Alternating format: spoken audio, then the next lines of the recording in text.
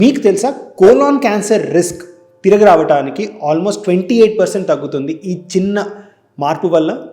Yes, మీరు అన్నది కరెక్టే. ఇది ఎటువంటి డ్రగ్ కాదండి. నిజంగా ఒక డ్రగ్ వల్ల క్యాన్సర్ తిరిగి వచ్చే రిస్క్ 28% తగ్గుతుందంటే మనకి అడ్వర్టైజ్ చేయటం జరుగుతుంది, ప్రతి డాక్టర్ దాని గురించి మాట్లాడతారు. కానీ ఇది అలాంటిది కాదు. ఇది మీరు ఇంట్లో ఉండి చేసే ఒక చిన్న మార్పు వల్ల మీ హ్యాబిట్స్లో కోలాన్ క్యాన్సర్ రిస్క్ ఆల్మోస్ట్ 28% తగ్గుతుంది. ఎస్, మీరు విన్నది కరెక్ట్. ఇది ఎక్సర్సైజ్ చేయటం వల్ల కోలాన్ క్యాన్సర్ రిస్క్ ఆల్మోస్ట్ 28% తగ్గుతుందని రీసెంట్గా జరిగిన ఆస్కో కాన్ఫరెన్స్లో మనకు చెప్పారనమాట. ఇది దాని తర్వాత న్యూ ఇంగ్లాండ్ జర్నల్ ఆఫ్ మెడిసిన్లో కూడా పబ్లిష్ అయింది. వారానికి 2 to 3 times ఎక్సర్సైజ్ చేస్తూ ఒక 3 years పాటు ఎవరైతే ఈ ఎక్సర్సైజ్ని కన్సిస్టెంట్గా ఫాలో అయ్యారో వాళ్ళలో కోలాన్ క్యాన్సర్ రిస్క్ ఆల్మోస్ట్ 30% తగ్గింది తిరిగి రావడానికి.